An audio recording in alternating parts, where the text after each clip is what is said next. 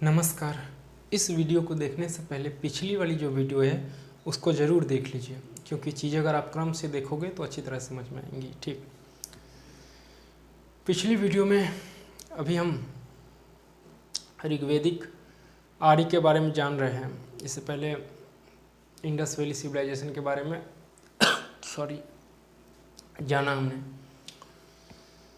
ऋग्वेदिक काल के बारे में हमने कुछ कहानी के तौर पे जाना समझा उसको अच्छी तरह से, नहीं कहानी के तौर पे। आज हम यहाँ से शुरू करते हैं, नहीं ऋग्वेदिक काल।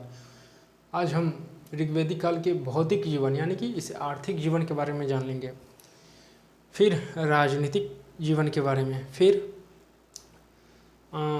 उसके सामाजिक जीवन के बारे में। जो बहुत सारी चीज़ें हैं, जो भी चीज़ हो जो एग्ज़ाम की दृष्टि से महत्वपूर्ण होता है, नहीं जो एग्ज़ाम में जहाँ से क्वेश्चन बनते हैं मैं उसको लूँगा। ठीक है, तो उसको जानेंगे। हाँ, लेकिन मैं ये ज़रूर कहूँगा कि इस वीडियो को देखने से पहले पिछली वाली जो दो कहानी के तौर पे मैं बताया हूँ उसको ज़रूर सुन लीजिए, क्योंकि वो चीज़ें अगर आप सुन लोगे तो दिमाग में खाका बनी रहेगी, तो चीज़ें अच्छी तरह से समझ में आएंगी। ठीक है, क्या होता है कि ऋग्वेदिक काल में हम पहले भी पढ़ चुके हैं कि ऋग्वेदिक काल की जो जानकारी है, नहीं ऋग्वेदिक आर्य से हमें प्राप्त होती है, नहीं जो ऋग्वेद है उससे जानकारी मिलती है। नहीं, ऋग्वेद की सारी चीज़ें, उनका रहन सहन, आर्यों का रहन सहन, उनके कबीला के बारे में बहुत सारी चीज़ें हैं, किस तरह से वो रहते थे, खान पीन कैसी थी, क्या चीज़, तो ये सारी चीज़ें ऋग्वेद से हमें जानकारी मिलती है। और बाकी की जो जानकारी है उत्तर वैदिक काल की, जो उत्तर वैदिक काल में जो शेष 3 वेदों सामवेद, अथर्ववेद, यजुर्वेद और एक ब्राह्मण ग्रंथ से होता है। नहीं, ब्राह्मण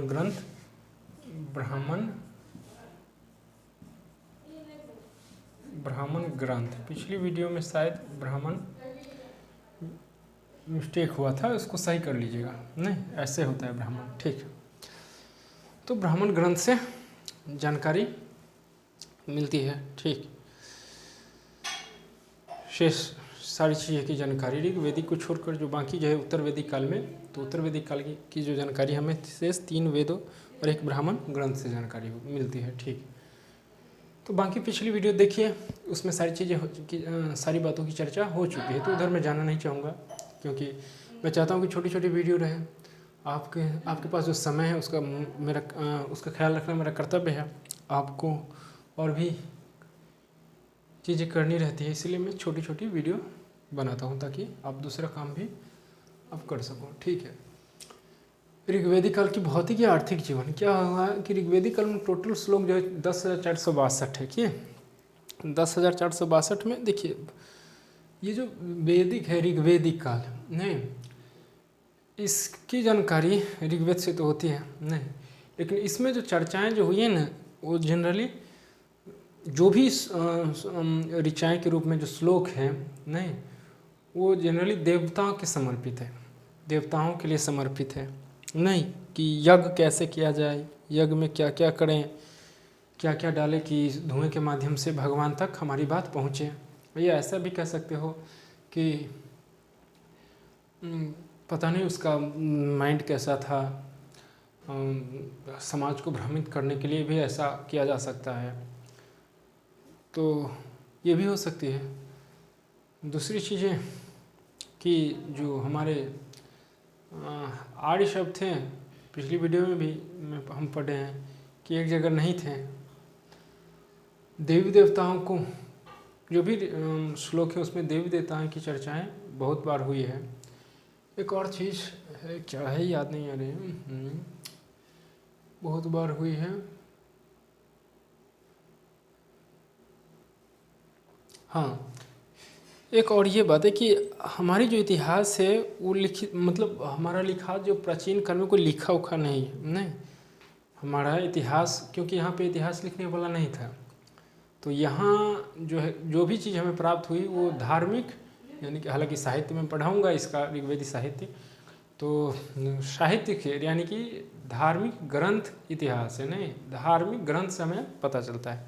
यहाँ की जो इतिहास है धार्मिक ग्रंथों से हमें पता चलता है, जो कि देवी देवताओं को समर्पित था। तो यही है, चलिए शुरू करते हैं। कुल श्लोक 10,462 है, ठीक है। यहाँ पे मैं बोल रहा हूँ, अक्षर समझ में नहीं आए तो जो मैं बोल रहा हूँ उसको सुनिए, कोशिश कीजिए नोट्स बनाएं। कृषि को पहले लेते हैं, क्योंकि कृषि थी नहीं, लोग पशुचारण थे, पशुपालन पर निर्भर करते थे, कृषि का उतना नॉलेज नहीं था। तो जनरली वैसे ही छींट देता था, कुछ को जो उपज होती उसको खा लेता था, नहीं तो दूसरे की ओर चला जाता, दूसरे कबीला में जाता था, युद्ध कर लेता था। मैं पहली वीडियो देखिए जाके पीछे वाली। कृषि की तुलना में पशुपालन का महत्व अधिक, यानी कि कृषि की अपेक्षा पशुपालन का महत्व अधिक, पशुओं की महत्व अधिक थे। गाय लोग अधिक पालते थे, नहीं गाय ही सब कुछ था, उसकी मुख्य संपत्ति, मेन संपत्ति गाय ही थी। भ्रमणशील और युद्धरत, भ्रमणशील थे क्योंकि कृषि होती नहीं थी, जो कुछ भी था ऐसे छींट देता था, होती उपज हो जाती थी, उसी से जो उगा हुआ रहता था ना, उसको समझा कि भाई इसमें फल है, या कोई सीड रहती, बीज रहती, तो उसी को ऐसे कर देता, उसी से अगर उपज होती तो उसी को खा लेता, नहीं तो दूसरे कबीला के पास जाकर युद्ध होती थी। युद्ध कबीलों में किसके लिए? गायों के लिए या पशुचारण के लिए, कि मैं यहाँ पर गाय चराऊँगा या मैं इस तरह से। तो भ्रमणशील और युद्धरत थे। हालांकि उत्तर वैदिक काल के जो लोग थे ना आर्य, वो अस्थायी थे, मतलब एक जगह थे। लेकिन ऋग्वेदिक काल के जो आर्य हैं वो अस्थिर थे, मतलब एक जगह नहीं थे, वो भ्रमणशील थे, भ्रमण करते थे। नहीं तो जो लोग भ्रमण करेगा वहाँ पे खेती कैसी होगी? नहीं, खेती वहीं पर ना होगी जहाँ पर लोग रहेंगे, जहाँ पे ज़मीन का वैल्यू होगा। नहीं तो अस्थायी रूप से रहेगा एक जगह, तब ना खेती होगी। तो ऋग्वेदिक काल में खेती उतनी नहीं होती थी, जो लोग जो सीड सब था कुछ कुछ छींट देते थे, वही उपजती थी, खा लेती थी, नहीं तो नहीं, खेती का ज्ञान उतना नहीं था, ठीक है। भ्रमणशील और युद्धरत थे, भ्रमणशील थे क्योंकि एक जगह चारा नहीं थी, इसलिए वो भ्रमणशील था। और युद्धरत था, नहीं दो कबीलों में लड़ाई होती थी, किसके लिए? पशुओं के लिए, ठीक है। गाय युद्ध का कारण, युद्ध का कारण क्या रहता था? मैं भी बोला हूँ, गाय। युद्ध किस लिए होती थी? गाय के लिए, ठीक है। गाय शब्द 176 बार आया है ऋग्वेदिक काल में। गाय शब्द की चर्चा कितनी बार आया है? 10,462 में 176 बार गाय शब्द आया है, ठीक है। गाय शब्द 176 बार आया है। संपत्ति की इकाई, यानी कि संपत्ति को राय कहते थे, राय, संपत्ति की इकाई राय होती थी, यानी कि जो संपत्ति थी ना उसको सब राय कहते थे वो लोग, ठीक है। गाय दक्षिणा की वस्तु होती थी, गाय ही दक्षिणा की वस्तु होती थी, यानी कि गाय ही सब कुछ उन लोगों के लिए था, ऋग्वेदिक लोगों के लिए, ठीक है। गविष्ठ शब्द युद्ध का प्राय, गविष्ठ का अर्थ गाय की खोज, गविष्ठ शब्द युद्ध का प्राय के लिए होता था, जिसका मतलब होता है गाय की खोज करो, नहीं गविष्ठ अर्थात गाय की खोज करो, ठीक। अघान्य शब्द का अर्थ, अघान्य शब्द हुआ है ऋग्वेदिक काल में चर्चा हुई है, अघान्य, अघान्य का मतलब होता है न मारने योग्य। किसको न मारने योग्य? यानी कि गाय जो पशु थी वो न मारने योग्य थी, गाय जो पशु थी ना वो न मारने योग्य थी। तो अघान्य शब्द का इस्तेमाल हुआ है, जिसका मतलब होता है न मारने योग्य, यानी कि गाय न मारने योग्य पशु थी, ठीक है। उसके बाद है पनी, पनी नामक, पनी का मतलब व्यापार था। पनी नामक एक व्यापारी थे, यहाँ पे आपको दिखाई देती होगी। पनी, अघान्य का मतलब होता है न मारने योग्य। पनी, पनी नामक एक व्यापारी था जो गायों को चुरा लेता था, नहीं वो चोर था। तो पनी का मतलब होता है चोर, जो गायों को चोरी करता था, ठीक है। और वो समृद्ध था, गाय को चोरी, स्वाभाविक चोरी करेगा तो समृद्ध हो जाएगा, नहीं तो समृद्ध था। गाय के बाद दूसरा महत्वपूर्ण पशु घोड़ा था, घोड़ा होता था। बाघ और हाथी का उल्लेख ऋग्वेदिक काल में नहीं हुआ है। गाय के बाद घोड़ा दूसरा सबसे महत्वपूर्ण पशु था, लेकिन बाघ और शेर की चर्चा ऋग्वेदिक काल में नहीं हुई है। ठीक है, कृषि देख लेते हैं कुछ, चूँकि कृषि थी नहीं वहाँ पे, लोगों के पास उतना ये नहीं था माइंड, नहीं, कृषि का धंधा गौण था। गौण मतलब बहुत कम, जो होता था छींट देता था, जो होती थी वो बस उसी को खा लेता था। ठीक है, और नहीं तो समाप्त हो जाती तो दूसरी जगह भ्रमण के लिए जाता था। 10,462 श्लोक में कृषि शब्द का उल्लेख केवल 24 श्लोकों में ही कृषि का उल्लेख हुआ है।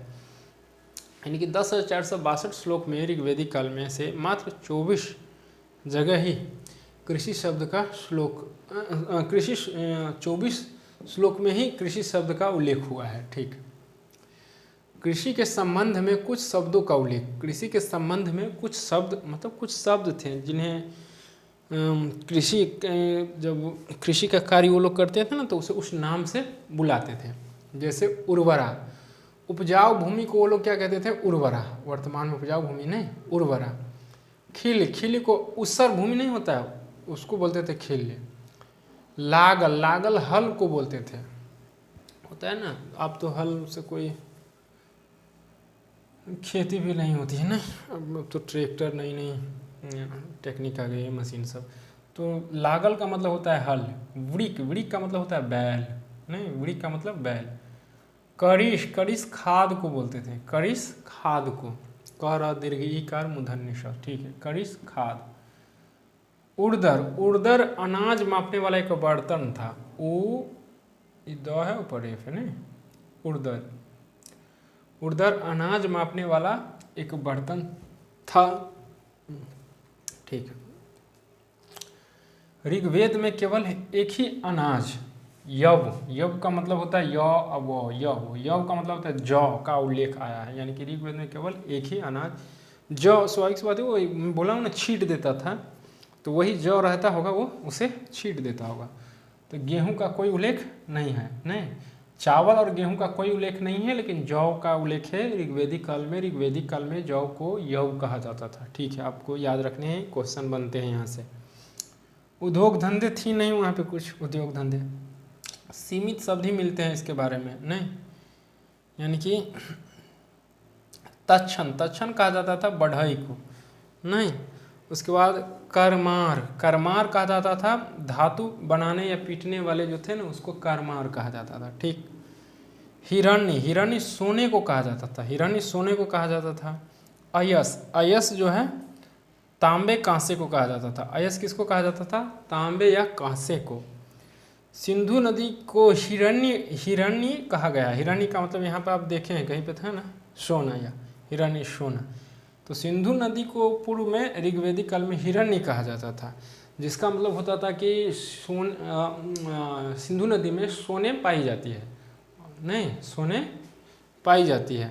सिंधु नदी को हिरण्य कहा गया था। ऋग्वेद में लोहे और चांदी का उल्लेख कहीं पर नहीं है, उत्तर वैदिक काल में है, नहीं।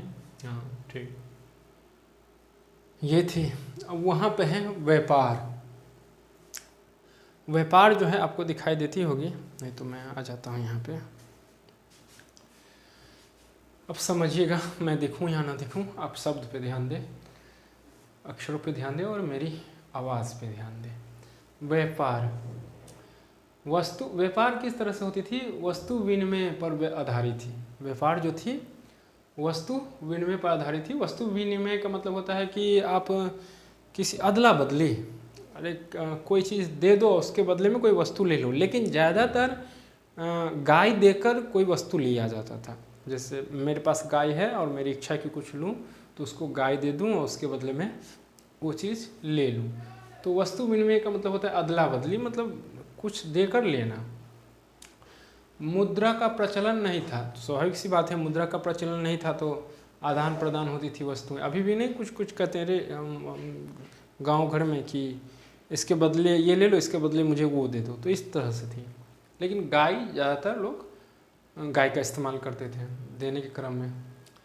लेन देन में गाय का प्रयोग अधिक होता था, लेन देन में गाय का प्रयोग, लेन देन में गाय का प्रयोग अधिक होता था।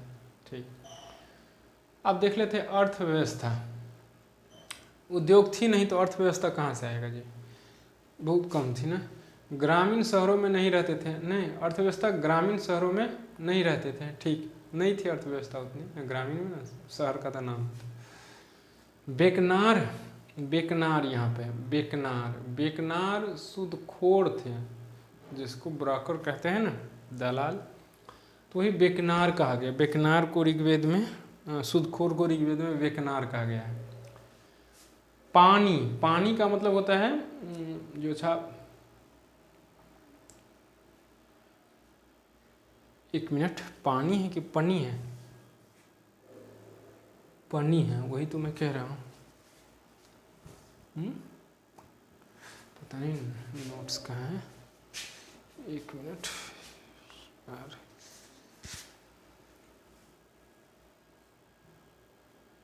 ठीक,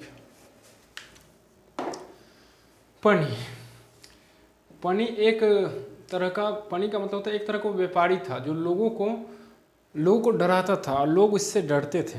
पनी मतलब लोगों को उससे डर लगता था, पता नहीं क्यों। मुद्रा नहीं होने के कारण कारारोपण प्रणाली नहीं थी, कोई किसी पे दबाव नहीं डालता था, उतनी कड़ी व्यवस्था नहीं थी। जैसे होता है ना टैक्स लगाना, या क्या बोलते थे उसको, टैक्स लगाना, या नहीं होता है जो इधर अरे अथी मॉडर्न हिस्ट्री में सब पढ़ेंगे, तो कुछ बोलते याद नहीं आ रही है, कर देना, कर लगा देना, हाँ कर लगा देना, ये सब नहीं थी। मुद्रा नहीं के कारण करारोपण प्रणाली नहीं थी। बलि, बलि राजा को इच्छा से, स्वेच्छा से नहीं दिया गया एक उपहार था। जो अगर आपको बलि करनी हो, मतलब राजा को कोई उपहार स्वेच्छा से देनी हो, तो उसको बलि कहते थे। बलि, बलि का मतलब होता है राजा को स्वेच्छा से उपहार देना, ये थी बलि। कुछ चीज़ें छूट गई थी पिछली वीडियो में, मैं उसको यहाँ पे कर दिया हूँ।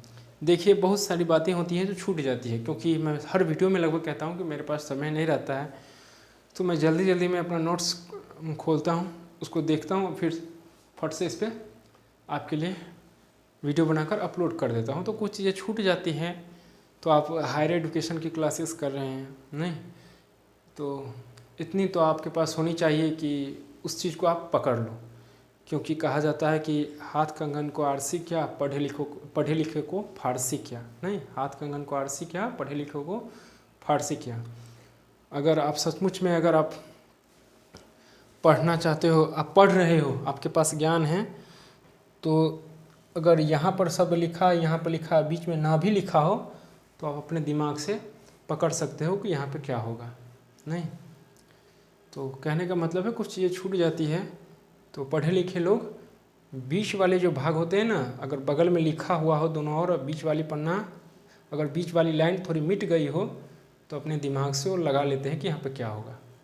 तो वैसा ही आप लोग भी कीजिए, क्योंकि आप हायर एजुकेशन की क्लासेस कर रहे हो, हायर एजुकेशन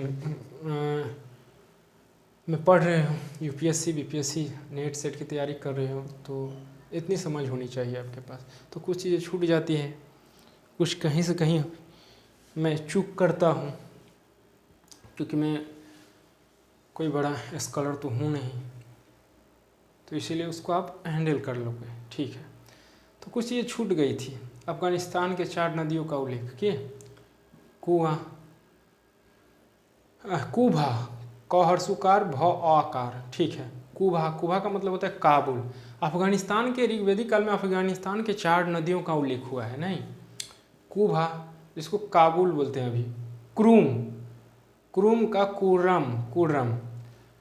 तीसरा था गोमती, जिसको गोमल बोलते हैं। और चौथा है सुवास्तु, स्वात जिसको बोलते हैं, दंत सौ संयुक्त आकार त, ठीक है, स्वात। अफगानिस्तान के 4 नदियों का उल्लेख ऋग्वेदिक काल में हुआ है। कुभा, जिसको काबुल बोलते हैं, क्रूम, जिसको कुर्रम बोलते हैं, गोमली, जिसको गोमल बोलते हैं, और सुवास्तु, दंत सत संयुक्त हर्षुकार, जिसको स्वात बोलते हैं। कश्मीर की एक नदी मरूड वृद्ध की चर्चा हुई है, नहीं। हिमालय की एक चोटी मुजवंत की चर्चा हुई है, जहाँ से आर्य लोग सोमरस, सोमरस का मतलब होता है जड़ी बूटी के लिए औषधि उससे बनाते थे, सोमरस, नहीं। तो हिमालय की एक किस चोटी की चर्चा हुई है, मुजवंत की। जहाँ से आर्य लोग सोमरस लाते थे। सोमरस मतलब जड़ी बूटी अपनी औषधि के लिए लाते थे। ठीक है, तो ये छोटी सी वीडियो थी। नहीं, कुछ चीज़ें वाकई छूट जाती है। जब मैं कराता रहता हूँ तो माइंड में आता है कि यहाँ पे कुछ मिस हुआ है। नहीं तो अगर मैं देखूँ जाऊँ तो वीडियो रोकनी पड़ती है, बहुत सारी चीज़ें हो जाती है। नहीं तो क्योंकि मैं अकेले सब कुछ कर रहा हूँ, तो इसलिए आप उसको ऐसे लीजिएगा, हाथ कंगन को आरसी क्या, पढ़े लिखे को फारसी क्या। आप पढ़े लिखे हो तो आप अर्थ निकाल लोगे। बीच में अगर दोनों साइड लाइन है, बीच में लाइन मिटी हुई है ना, तब पर भी आप पकड़ लोगे क्योंकि आप पढ़े लिखे हो। ठीक है, तो यही थी। तो मिलते हैं अगली वीडियो में। नमस्कार।